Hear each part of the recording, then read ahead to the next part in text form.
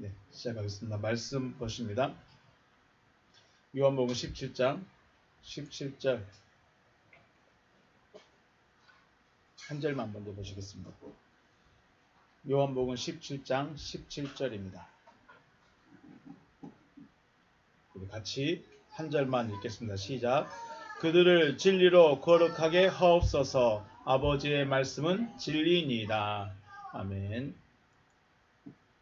하나님께서 이스라엘 백성들을 출애굽시키신 목적은 가나안 땅을 주시기 위함인 것이죠. 여기 이 목적을 잊어버리면 안 되겠죠. 내가 왜 광야로 나왔던가? 내가 왜 애굽에서 나왔던가? 왜 나왔다고요? 가나안 땅 들어가려고. 이게 누구의 목적인가요? 하나님의 목적이고, 그 하나님의 목적이 내 목적이 되는 게 뭐예요? 그게 뭐라 그래요? 하나님의 계획이 내 계획이 됐어요. 그게 뭐예요? 믿음. 이게 믿음이에요.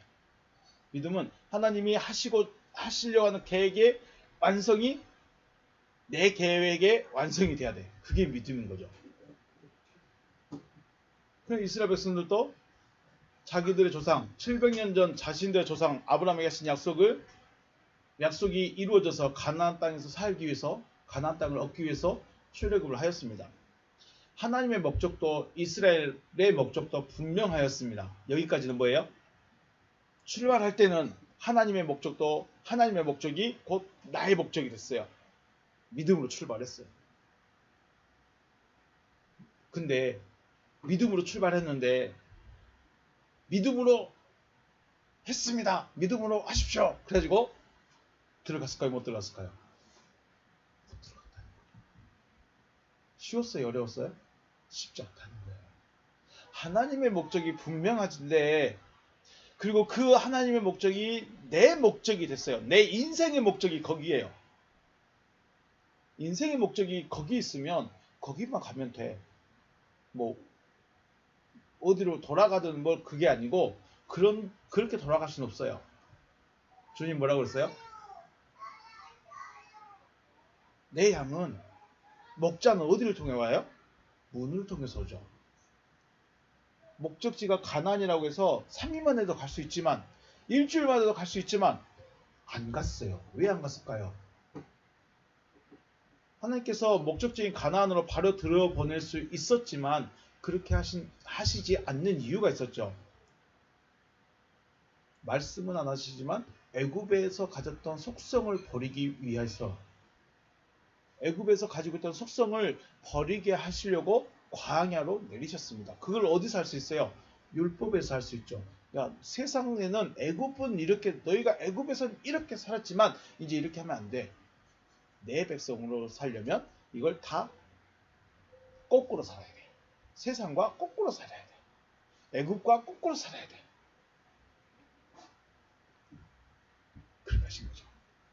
먹을 것도 없고 마실 것도 없고 볼 것도 없고 갈 것도 없는 광야를 걷게 하셨지만 하나님의 목적은 변함이 있었습니까? 없었습니까? 변함이 없어. 그래서 하나님은 어제나 오늘이나 영원토록 변함이 없다는 것은 나만 사랑해서 하나님이 나만 사랑해. 아니요. 하나님의 처음부터 계획하신 그 목적은 변함이 없습니다. 우리가 광야의 길을 가고 힘든 길을 가고 어려운 길을 가고 괴로운 길을 가고 슬픈 길을 가고 아픈 길을 가지만 하나님의 목적은 변함이 없어. 그럼 왜 우리가 여전히 뺑뺑이 돌면서 괴롭고 어렵고 힘들고 낙심하고 이런 길을 가고 있을까요? 아직 안 버렸다는 거겠죠. 아직 내가 세상의 것을 안 잘라냈다는 거예요. 잘라내지 않으니까 잘라낼 때까지 돌리겠다는 거죠. 근데 우리는 하나님의 목적은 분명하고 나도 거기 위해 보고 왔는데 갈수록 힘들어. 갈수록 어려워. 네. 거기서 문제가 생깁니다. 백성들은 목적지가 분명했음에도 나아가는 과정이 너무 힘들고 어려워서 원망과 불평과 불만만 표시를 하게 되는 거죠. 이걸 직설적으로 표현한다면 뭐예요? 믿지 않는다.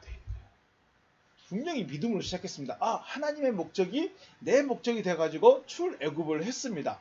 그런데 나와서 가다 보니까 이게 아닌가 봐. 이 교회가 아닌가 봐. 저 목사 설교 이상한가 봐. 설교 들으면 으쌰으쌰 되는데 밖에 나가면 힘들어 죽을 것 같아. 삶은 안 풀려. 문제는 해결이 안 돼. 괴로움은 더 쌓여가. 뭐지? 하나님은 분명히 잘 되게 해주고 평안하게 해주고 복 준다고 했는데 복은 고사하고 맨날 죽는 소리만 하고 있으니까 어때요? 목적의식이 목적지에 대한 소망이나 바람이 이제 점점 내 현실로 다가와요. 그러니까 우리가 믿음으로 시작했다는 것은 되어질 걸 바라보는 거죠. 믿음으로 시작했습니다. 그러면은 되어질 걸 바라보는 거예요. 근데 현실의 벽에 부딪히면 어떻게 돼요? 믿음이 점점 내 앞에 다가와. 그래서 하나님 제발 이것만 좀 해결해 주세요. 하나님 문제 좀 해결해 주세요. 하나님 이 돌 좀 치워주세요. 분명히 믿음은 저 끝에 내가 가야 될 목적지가 있는 것이 내 믿음인데 믿음이 점점 현실에 나에게 다가와 버렸어요. 그래서 뭐만 봐요? 풍랑만 보게 됩니다. 이게 문제죠. 그래서 그들이 하는 말이 우리를 광야에서 죽게 하려고 이끌어내느냐. 분명히 이들의 처음 시작은 뭐였어요? 믿음이었어요. 하나님이 내가 가나안을 줄 것이고 가나안을 주기 위해서 너희를 이끌어낼 것이다. 아 그러셨습니까? 하나님 저도 가나안 가고 싶습니다. 믿음으로 시작했는데 광야의 길을 걸어갔다 보니까 이게 아닌 것 같아요. 죽을 것 같아요. 원래 죽어야 되는 것이죠. 믿지 않기 때문에 광야 생활이 힘들었고 그래서 잘못 나온 것이 아닌가 하는 의심과 회의와 혼란이 있었던 거죠. 힘든 건 맞습니다. 왜냐하면 왜 힘들어요? 돈이 없어서 힘든 게 아니고 먹을 것이 없어서 힘든 게 아니고 더워서 힘든 게 아니에요. 뭐가 없어서요? 믿지 않기 때문이에요. 믿음이 저 앞에 성취되어질 것을 바라보고 가야 되는데 그 바라봤던 믿음이 점점 내 앞에 와버린 거예요. 나에게 와버린 거예요. 하나님의 목적지인 거기에 내 믿음도 거기 있어야 되는데 하나님의 목적지는 변함없이 거기 있어요. 그런데 내가 바라보는 성취가 거기서 나에게 다가와 버렸어. 나에게 다가올수록 믿음이 아닌 거죠. 내 믿음이 되어버리는 거죠. 그러니까 믿음이 아니니까 오늘 하루가 너무 힘들어. 믿음이 아니니까 고기가 먹고 싶어. 믿음이 아니니까 내 자녀들이 걱정돼. 광야의 이스라엘 백성들의 모습은 그들만의 모습이 아니라 지금의 우리의 모습이기도 하다는 거죠. 신앙생활을 하는 데 있어서 육신의 어려움과 문제는 갈수록 쌓여가고 그런데 메시지는 뭐라고 그래요? 할 수 있다 하면 그렇게 되죠. 할 수 있대요. 하면 된대요. 뭐 하면 된대요? 기도하면 된대요. 믿으면 된대요. 그 말은 언제 제일 많이 해요? 부흥에서 그렇게 하죠. 부흥에 가면 믿으십니까? 믿으면 됩니다. 기도하면 할 수 있습니다. 이루어집니다. 이루어질 줄로 믿으시면 아멘.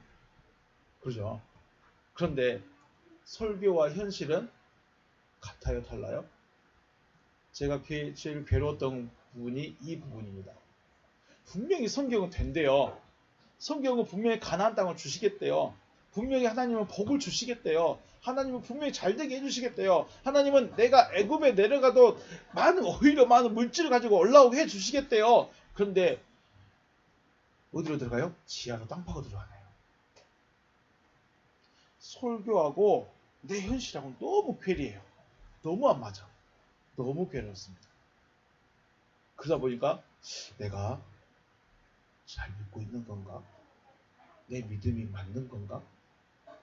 그리고 지금 저 목사님의 설교 가르침이 맞는가?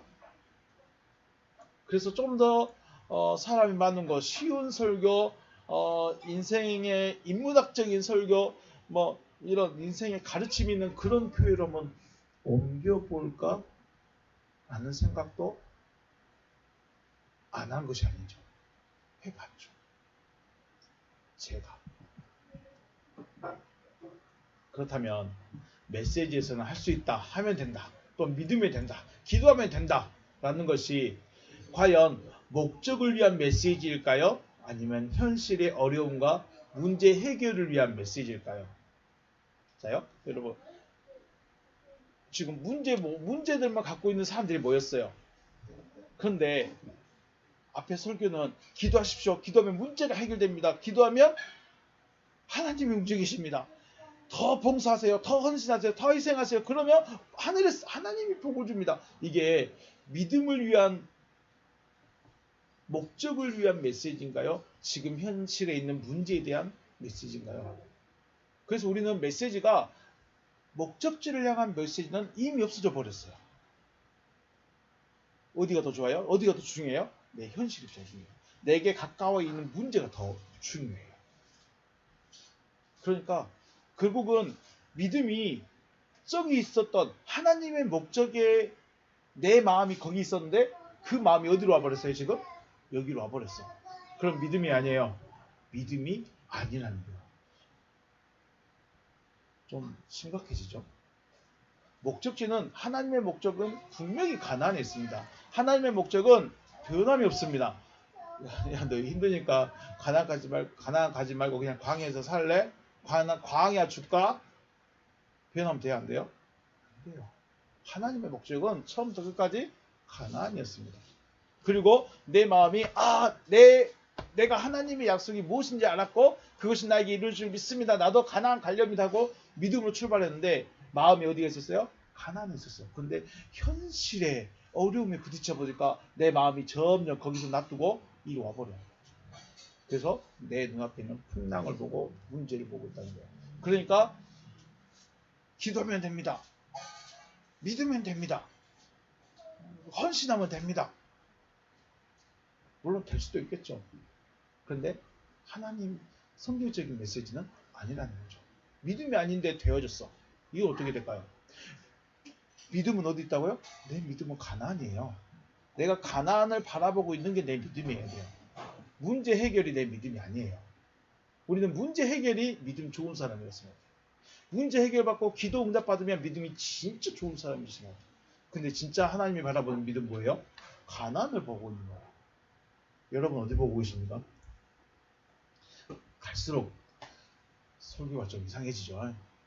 더 막 괴리감이 막 생기죠.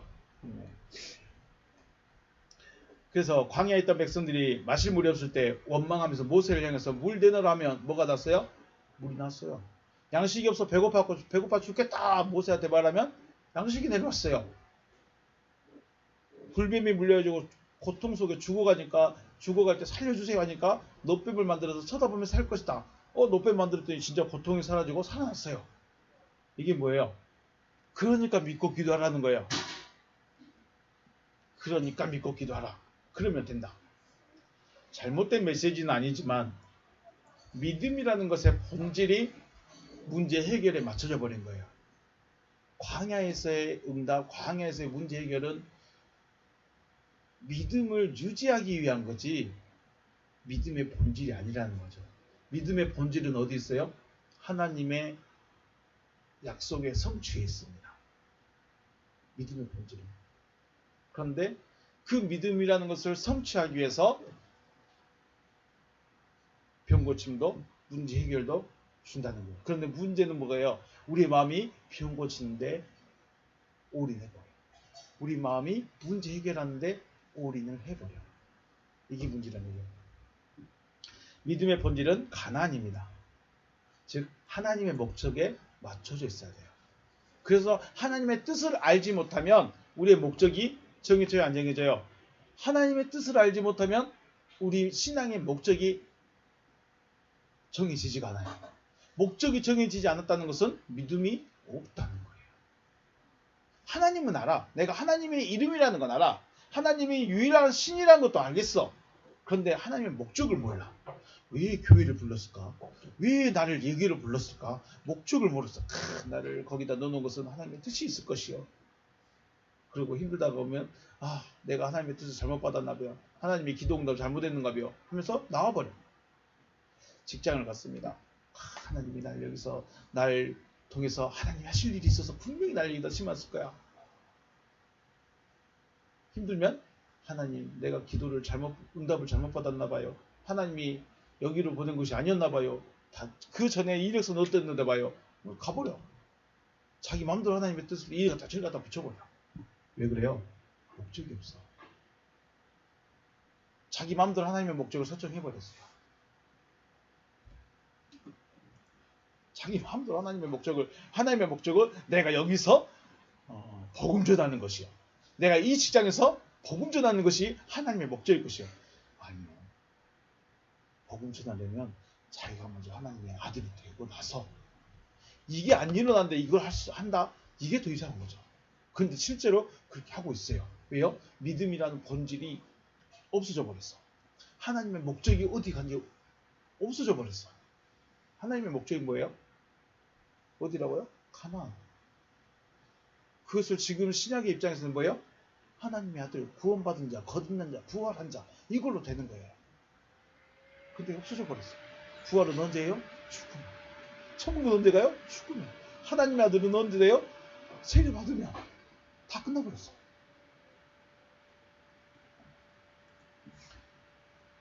여러분의 마음에 믿음이라는 것이 하나님의 목적에 맞춰져 있기를 주의 이름으로 축복합니다. 네. 그래야 견딜 수 있어요. 그래야 문제를 안 볼 수 있어요. 너무 비이성적이죠. 너무 비이성적이요. 생각해 보십시오. 여러분 천국이 믿어집니까? 천국을 믿고 가잖아요. 천국 가본 적도 없고 본 적도 없는 천국을 간대.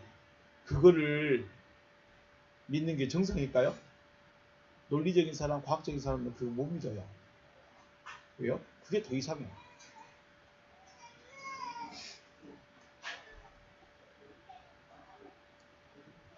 자, 기도해서 문제가 해결되면 할렐루야라고 할 수 있겠지만 문제가 해결되지 않고 오히려 문제가 더 커지게 된다면 문제가 더 심각해져 가고 있다면 여러분의 마음은 어떨까요? 여러분의 마음이나 제 마음이나 다르겠습니까? 여기 아닌가 봐요. 이 믿음이 아닌가 봐요. 다른 말씀인가 봐요. 찾아가야 돼요. 목적이 없으면 하나님의 목적이 없으면 하나님의 목적에 내 마음이 안 맞춰지면 어딜 가든지 힘듭니다. 어딜 가든지 자기 마음대로예요. 왜요? 믿음이 어디가 있어요? 내 앞에 있거든요. 내 안에 있거든요.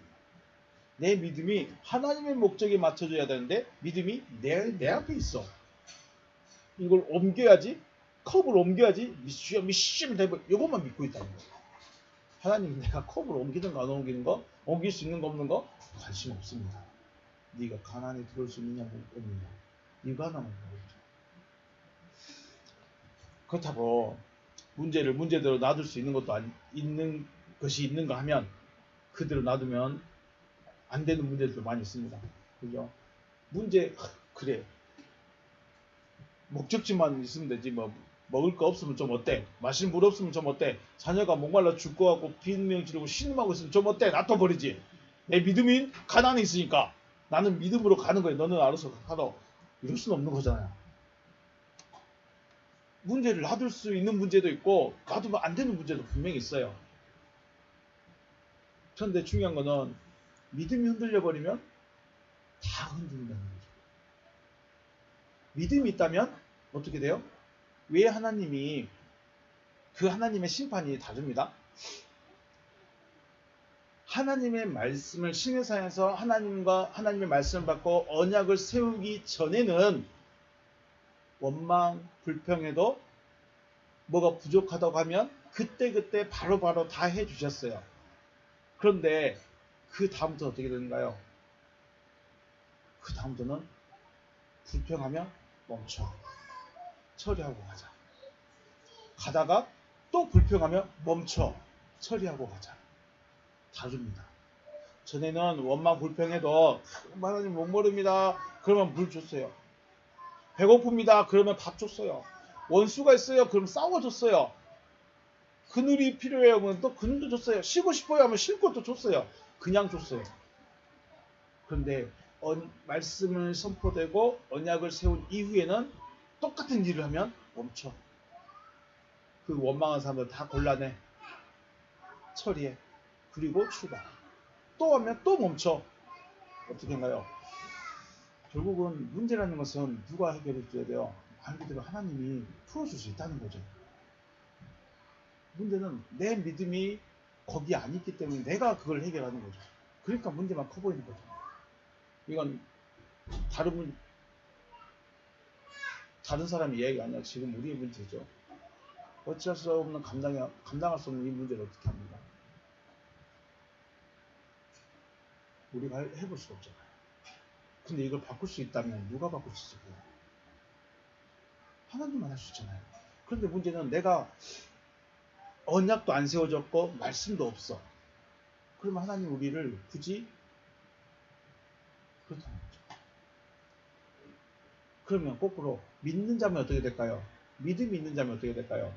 믿는 자는 하나님이 알아서 풀어주겠다는 거죠.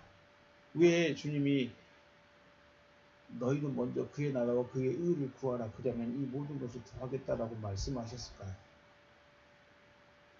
먹을 것, 마실 것, 입을 것. 이거는 기본적으로 인간의 가장 기본적인 욕구들입니다. 세상에 있는 것들이에요. 여기들은 그 외에는 다 다른 문제들은 다 여기서 파생을 합니다. 그런데 하나님이 이걸 더해주겠다는 거예요. 풀어주겠다는 거예요. 근데 우리는 먼저 그의 나라와 그의 일을 못 구하는 거예요. 그러니까 근본 우리가 어떤 시작점부터 다르기 때문에 좀 힘들지 않나 하는 생각을 해봅니다. 믿는 자라는 것은 곧 하나님으로부터 나음을 받은 아들이라는 것입니다. 아들이 고통스러워하고 힘들었는데 보고만 있을 아버지는 없다는 거죠. 아버지는 분명히 손을 내미신다. 그래서 생각해 봤습니다. 그럼 믿음은 언제부터 시작할까? 믿음은 언제부터 시작할까요? 믿음은 언제부터 시작해요? 예를 들어보겠습니다. 죄라는 것은 죄의 원래 의미가 뭐냐면 화살이 관역에서 빗나갔을 때 죄라고 그러죠. 그러면 화살이 관역을 향해 가다가 빗나갔으면 중요한 건 이게 빗나간 게 죄라면 언제부터 이게 죄가 되느냐 안 되느냐를 말해야 될까요? 쉽게 말해서 화살이 출발을 했느냐 안 했느냐, 활 시위를 놨느냐 안 놨느냐, 놨으면 어떻게 돼요? 그때부터 출발이죠. 이해가 되신가요? 화살이 활 시위에서 떠나면 그때부터 뭐예요? 시작이에요. 그때 시작이에요. 근데 시작을 했는데 관역을 향해 가다가 옆으로 살짝 빗나갔어. 이게 뭐라고요? 죄. 그러면 우리 믿음은 언제부터예요? 바로 하나님의 말씀이 내 안에 들어왔을 때부터 시작인 거예요. 화살이 시위에서 떠난 것처럼 하나님의 말씀이 들어오면 세상과 분리가 시작됩니다. 하나님은 말씀을 받은 자들은 세상과 분리시키시기 위해서 하나님이 따로 계속 불러들이는 거죠. 그런데 화살이 관역을 향해 나아갈 방향을 가지 않고 벗어나기 시작한 것이 죄라는 것이죠. 마찬가지로 하나님의 말씀을 받고 세상과 분리가 되어져야 되는데 분리가 되지 않고 세상과 함께 가고 있는 것이 뭐예요? 죄예요. 자, 우리가 신앙생활을 하는데 왜 세상과 함께 가고 있을까요? 그러면 여기서 우리 기억하셔야 됩니다. 세상이라고 해서 내가 밥 먹고 뭐 여가 생활하고 이게 세상이 아니죠. 세상이라는 것 자체는 하나님으로부터 멀어져 있는 거예요. 하나님으로부터 쫓겨나 있는 상태 자체를 말하는 거예요. 내가 비싼 차를 탔다고 세상이고, 좋은 양복을 입었다고 세상이고, 뭐 머리를 예쁘게 했다고 세상이고, 내가 반지를 꼈다고 세상이고, 이게 세상이 아니죠. 내가 골프를 배운다고 세상이고, 축구를 한다고 세상이고, 등산을 낚시를 한다고 해서 내가 세상적일까요? 그건 세상적인 게 아닌 거죠. 물론 거기에 빠져버리면 안 되지만 중요한 건 뭐예요? 우리의 가치관 자체가 육신만 위하고 있는 자체가 뭐예요? 세상인 거죠. 교회 다니는데 자기 육신만 원해요. 육신의 만족만 위해 살아가는 거예요. 그래서 조심해야 됩니다. 관주하는 것도 자기 육신을 위해서 하면 안 되는 거죠. 제일 좋은 자리에 앉아서 잘못된 길을 가서 합니다. 세상과 함께 가고 있는 거. 이게 죄예요. 그러므로 회개한다는 것은 어떤 사람이에요? 시작한 자가 할 수 있는 거예요. 혹은 출발한 자가 회개하는 거예요. 왜 회개해요? 목적이 잘못 설정됐으니까. 화살이 출발했습니다. 시위에서 출발했습니다. 출발해서 가는데 목적이 잘못됐으니까 어떻게 해요? 돌아와야 돼. 이게 뭐예요? 회개예요. 그럼 출발도 안 했어. 회개할 게 있어요, 없어요? 없어요. 출발도 안 했는데 무슨 회개가 필요해요? 그냥 죽어 있는 거예요. 그냥 세상인 거예요. 그냥 하나님과 상관이 없는 거예요.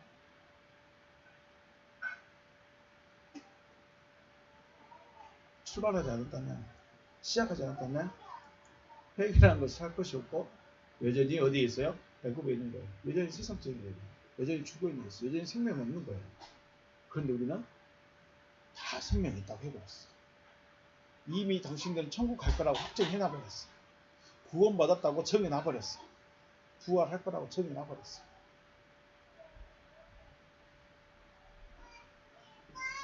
하나님께서 인간들을 향한 목적, 즉 믿음의 목적이 무엇이며 이 목적이 신앙의 가치가 된 사람이 바로 믿는 자죠. 다른 거 없습니다. 하나님의 목적이 누구의 목적이 돼요? 내 목적이 되는 거야. 그래서 우리는 어디를 가야 돼? 가나안을 가야 돼. 이게 뭐라고요? 믿는 자. 그래서 여호수아와 갈렙 보면 그 상황이나 현실은 달라요? 똑같아요? 똑같아요. 배고플 때 여호수아와 갈렙도 배고프고 목이 마를 때 여호수아와 갈렙도 목이 마르고 신발이 안 해지고 옷이 안 해지고 신발이 안 닿는 거 여호수아와 갈렙도 똑같아. 그 비포장 돌길 걸어가는 거 똑같아. 뭐가 달라요? 여호수아와 갈렙의 마음에는 우리는 자기들 그 마음은 어디 있어요? 가나안에 있어요. 사람들이 볼 때 우리는 안 될 것 같다. 우리는 안 된다. 돌아가자 할 때 아니다. 거기다. 하나님이 준다겠다. 내가 가는 것이 아니라 하나님이 준다겠다. 그게서 믿음인 거죠. 다른 게 없어요. 그래서 우리의 목적 설정을 잘 해놔야죠. 괴로워서, 힘들어서, 외로워서 신앙생활 하는 것이 아니라 하나님의 목적을 알아야죠. 하나님의 목적을 알고 그 목적이 나의 가치관이 되어 있는 사람, 그 사람이 믿는 자. 근데 이게 그냥 하나님이 가나안 준다고 했으니까 저 가나안 주는 걸 저 믿습니다. 이거 안 돼요. 이게 아니에요. 어떻게 돼야 돼요? 그는 구약의 예표고 진짜로 우리에게 말씀하신 것은 페마타 말씀이 우리 안에 확 들어와요. 그러면 어떻게 될까요? 안 보여. 갈 데가 없어. 할 일이 없어. 그렇게 돼요. 믿음이 하나님의 목적이 여러분의 가치관이 되어서 믿는 자가 되어주시길 주님의 이름으로 축복합니다. 왜 이렇게 장황하게 말씀을 드리는가? 바로 오늘 17장 17절 말씀 때문입니다. 17장 17절, 18절, 19절이 믿음의 목적의 결론입니다. 먼저 원문 보십니다. 하기야송, 당신이 거룩하게 하시옵소서. 당신이 거룩하게 해 주셔야 합니다. 누구를요? 아우투스, 저들을 거룩하게 해 주셔야 하는데 어디서 하느냐? 엔테 알레테이아스, 당신의 그 진리 안에서. 거룩하게 되는 것은 어디서 돼요? 자, 우리가 거룩해져야 됩니다. 왜 거룩해져야 될까요? 왜 하나님이 내가 거룩하니 너희도 거룩해라, 거룩해져야 한다라고 하셨으니까 우리는 거룩이 돼야 돼. 자, 믿음의 목적이 우리는 가나안이라고 그랬어요. 그런데 하나님은 가나안만이 아니라 거룩이라는 말도 하고 있어요. 가나안과 거룩이 같을까요? 다를까요? 자, 우리는 하기야손 돼야 돼요. 하나님이 하기야손 해 주셔야 돼요. 우리가 거룩하게 되어져야 돼요. 그런데 거룩하게 되려면 어디 안에 있어야 돼요? 알레테이아수, 테 알레테이아수, 엔테 알레테이아수, 당신의 그 말씀 안에 있어야 합니다.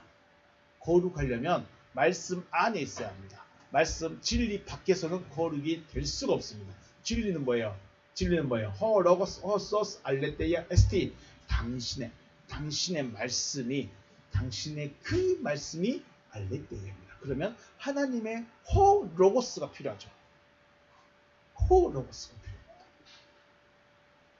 우리 성경은 뭐예요? 로고스. 논, 율법,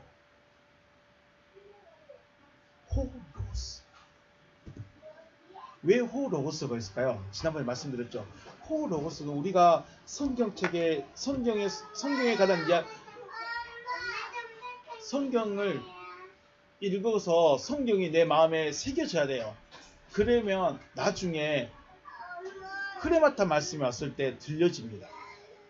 호로고스가 없이는 흐레마타가 들려지기가 더 어렵습니다. 그래서 호로고스입니다. 자, 당신의 말씀. 그러면 당신의 말씀이 내가 당신 그 아버지의 말씀 안에 들어있어야 돼요. 자, 왜 17장 17절이 신앙의 목적이라 할 수 있느냐? 자, 우리 말씀 보시면 앞에서 말씀 14절 말씀 보시면 14절 내가 아버지의 말씀을 그들에게 주었사오매 세상이 그들을 미워하였사오니 이는 내가 세상에 속하지 아니함과 같이 그들도 세상에 속하지 아니함으로 인함이니이다. 내가 비옵는 것은 그들을 세상에서 데려가시기를 위함이 아니요 다만 악에 빠지지 않게 보존하시기를 위함이니이다. 내가 세상에 속하지 아니함과 같이 그들도 세상에 속하지 아니하였습니다. 자, 세상으로부터 나왔습니다. 그럼 어디로 가야 돼요? 여기서 헤매버리면 나오나 마나요. 세상과 분리돼서 나오긴 나왔는데 갈 데가 없으면 나오나 마나. 어디로 들어가야 돼요? 그래서 말씀 안으로 들어가는 거예요. 그래서 에크투 코스모 세상으로부터 나와서 어디로 들어가요? 엔페 알레테 예수 당신의 말씀, 당신의 진리 안으로 들어갑니다. 라는 거죠. 세상과 분리가 되어진다면 어떻게 되느냐? 바로 17절과 연결지어서 생각할 때 세상에 속하지 아니하였으니 누구에게 속한 거예요? 세상으로부터 분리돼서 땅으로부터 뛰어 올라가서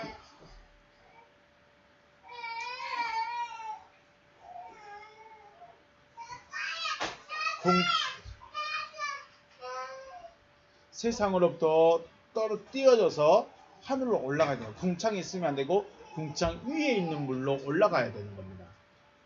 그게 하늘에 속한 거죠. 하늘에 속하였다는 것은 아버지께 속하였다는 것이고 아버지께 속하였으니까 어떤 자들이에요? 거룩한 자들입니다. 라는 거예요.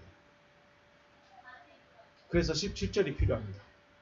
세상과 분리가 되어진다는 것은 아버지와 하나가 되어지는 것입니다. 거꾸로 말하면 아버지가 하나가 되기 위해서는 세상과 분리되어져야 되는 것이고 세상과 분리가 되어지기 위해서는 어디에요? 8절에 나는 아버지께서 내게 주신 말씀을 그들에게 주었으며 그들은 이것을 받았습니다. 라고 되어 있죠.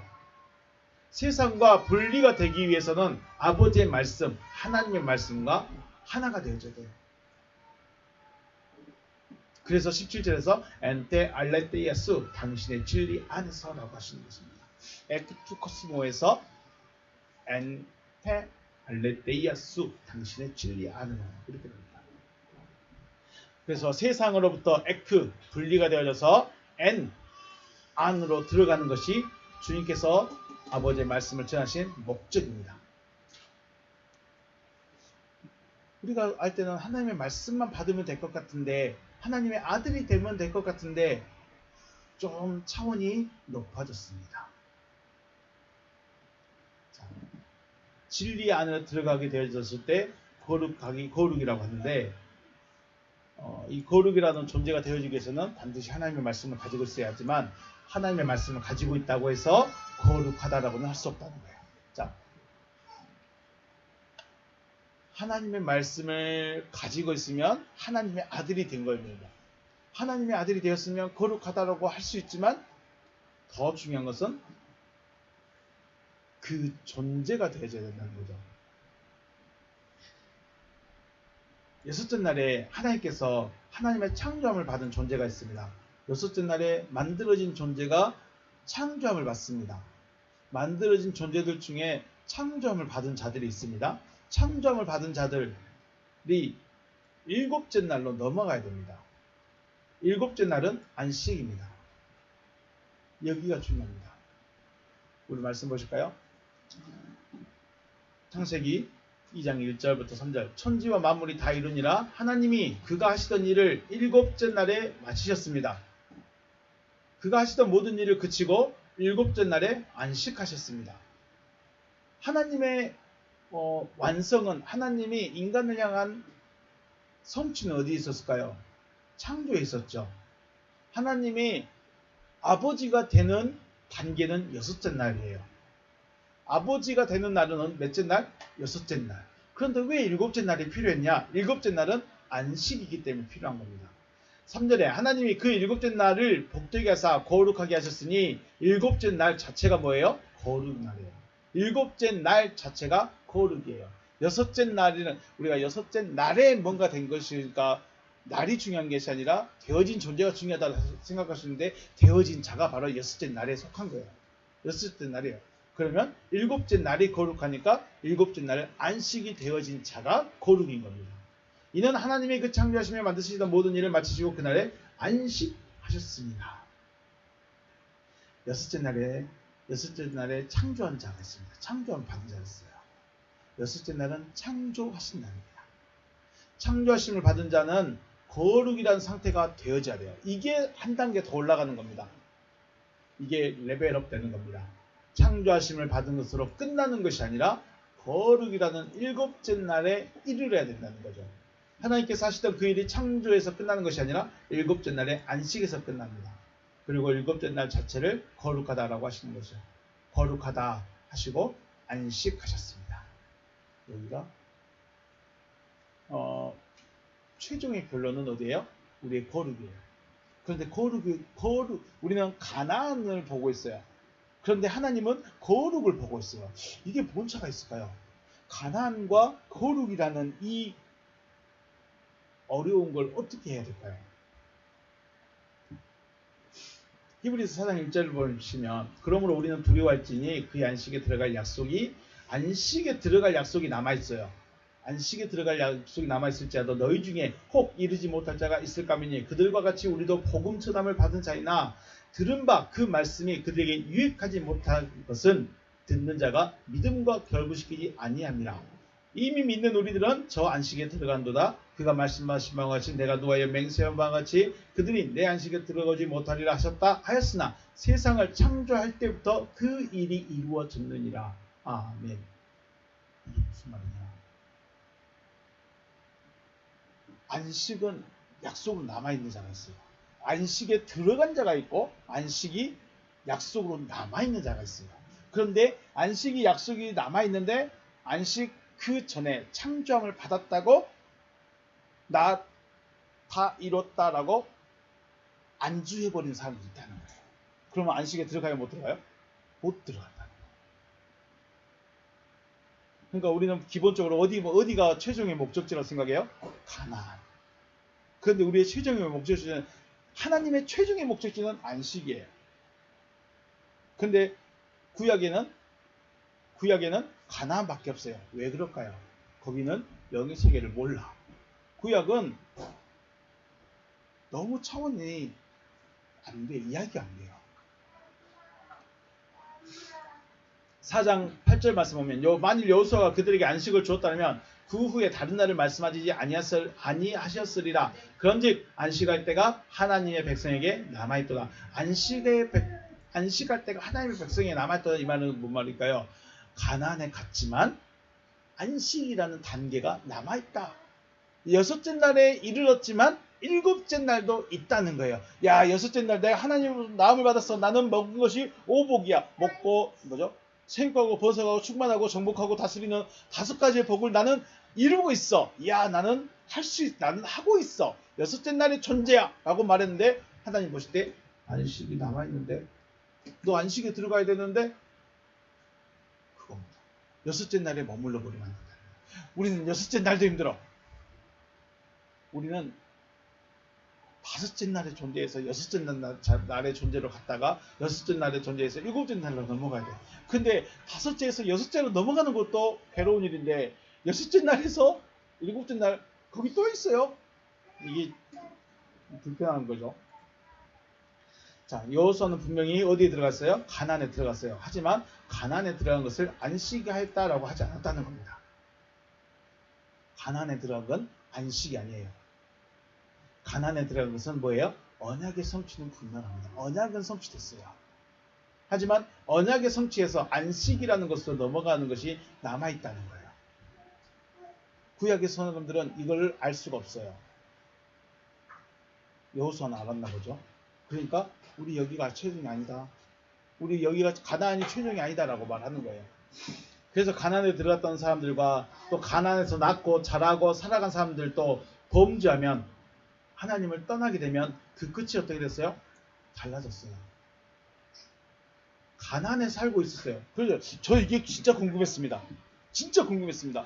왜 가나안 이스라엘 백성 그 땅에 하나님이 약속한 땅에 살고 있는데 왜 죽지? 왜 죽지? 더 얘기해 볼까요? 사울왕과 다윗왕이 있어요. 사울왕은 하나님이 버렸어. 그래서 죽었어요. 죽으면 어디로 갈까요? 자기 열조에게 가요. 자기 열조가 누굴까요? 다윗왕이 열심히 믿고 진짜 하나님의 나라를 세우기 위해서 최선을 다했고 하나님께 인정받는 다윗왕이에요. 죽었어. 죽었어. 왜 죽지? 죽으면 안 되거든요. 근데 죽었어. 그리고 죽고 어디 갔을까요? 다윗도 자기 열조에 갔어요. 사울왕도 자기 열조로 가고 다윗도 자기 열조로 갔으니까 자기 열조가 있는 모인 곳에서 만났을까요? 만났을까요? 못 만났을까요? 만났을까요? 못 만났을까요? 자, 사울왕, 하나님께 버림받은 사울왕도 자기 열조에게 갔어요. 죽어서 자기 열조에. 다윗도 죽어서 자기 열조에 갔어요. 만났을까요? 못 만났을까요? 절대로 못 만납니다. 왜 그럴까요? 사울왕은 자, 4장 11절 말씀. 그러므로 우리가 저 안식에 들어가기를 힘쓰지니 이는 누구든지 저 순종하지 않느냐는 본에 빠지지 않게 하려면 안식에 들어가기를 힘쓰라고 말합니다. 왜 그럴까? 네, 언약의 성취로 만족하고 다 이뤘다고 스스로 생각하고 살아가지 않도록 하시려고 안식이라는 것을 따로 두셨음을 말씀합니다. 그러므로 안식이라는 것은 쉬는 것이 아니라 거룩의 상태에 이르는 겁니다. 안식이니까 쉬어야지, 나 일 안 해야지가 아니고 거룩이라는 상태가 되어지는 것이죠. 자, 넘어가겠습니다. 자, 63페이지 보시면 왜 가나안에 살고 있는데 믿는 자와 믿지 않는 자로 나눠지고 각자 자기 조상의 길로 갔을까? 사울왕은 하나님께로 버림받아서 믿지 않는 자가 되어졌고 믿지 않는 자의 열조에게 돌아갑니다. 가나안에 있는데 하나님의 약속의 땅에 살고 있지만 믿지 않으면 어디로 간다고요? 믿지 않는 자의 열조로 돌아갑니다. 거기서 믿는 자는요, 다윗과 같은 사람은요, 믿는 자의 열조에 들어갑니다. 열조가 달라요. 놀랍지 않습니까? 참 엄청 놀라요. 가나안에 살고 있는데 가나안에 살고 있더라도 여섯째 날의 존재가 되었을지라도 믿지 않는 안식에 못 들어가면 자기 믿지 않는 자의 열조로 들어가 버립니다. 하나님께로 나음을 받아가지고 거룩에 들어가면 그때 자기 열조예요. 자기 믿음의 열조에 들어갑니다. 그래서 일곱째 날이 남아있어요. 안식이 남아있어요. 그런데 우리는 안식을 그냥 주일만 지키면 되겠지라고 끝내버렸어요.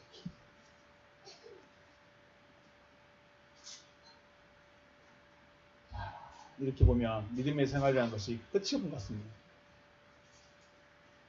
지금까지 나의 믿음의 근본이었던 신앙관을 버리고 하나님의 말씀이라고 들었는데 들은 것으로 끝나는 것이 아니고 들은 말씀 쌓여가야 되고 내 가치관이 되어야 되고 하나님께 또 인정을 받아야 되는데 여기도 끝이 아니야. 어디요? 안식계까지 들어가야 되는데 안식에 들어가기까지 우리는 그 믿음을 지켜야 되는데 그래서 믿음이라는 것이 가난에 머물러 있어 버리면 복 받는 데만 부자 되는 데만 잘 사는 데만 모든 마음이 맞춰져 버립니다.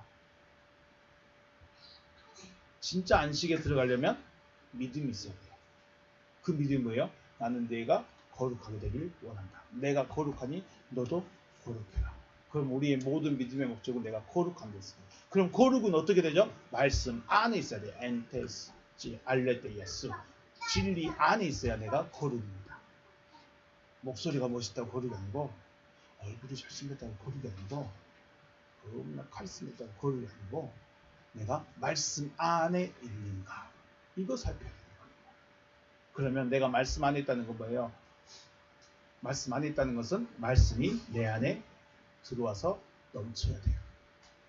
내 안에 한 말씀만 있어갖고는 부족해요. 한 말씀 가지고 컵도 하나도 못 채우죠. 마음 하나도 못 채워. 있는지 없는지도 몰라. 넓디 넓은 밭에 씨 하나 뿌려가지고 야 우리 밭 풍년되겠다 할 수 있는가요? 안 돼요. 씨를 가득 채워야 돼요.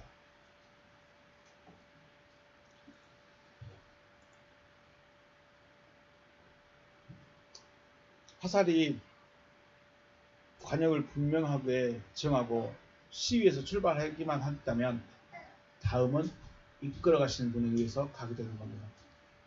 내가 활 씨 위에서 내가 출발했는가부터 체크해봐야죠. 출발하셨습니까? 여기가 믿음의 시작이에요. 출발해야 내가 빗나가고 있는지 잘 가고 있는지 이걸 분별할 수 있지. 출발도 안 해놓고 활 씨 위에도 들어가지도 못하고 있는데 난 믿어요. 난 잘 가고 있어요. 난 하나님 사랑해요. 될까요? 글쎄요. 왜 주님이 은혜만 주시지 않고 평강까지 주신다고요? 은혜로 구원받은 거, 은혜로 이 출발 자체를 누가 시켜줘요? 하나님이 출발시켜주겠다는 거예요. 출발시켜줍니다. 그러면 끝까지, 관역까지 갈 수 있도록 평강으로 채워주시겠다는 거예요. 왜요? 흔들리면 안 되니까.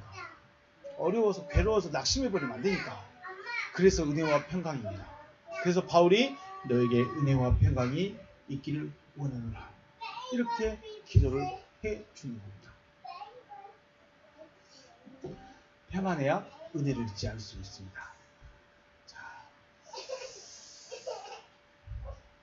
하나님 아버지 하나님과 주님의 인도하심이 여러분과 제 삶에 나타나 주시기를 주님의 이름으로 축복합니다. 그래서 하나님의 목적이 곧 여러분의 목적, 나의 목적이 되어서 믿음으로 나아가면 하나님께서 평강으로 우리를 지켜주실 줄을 믿습니다. 왜요? 하나님이 씨를 받은 자가 너무 작아서 지켜주셔야 돼요.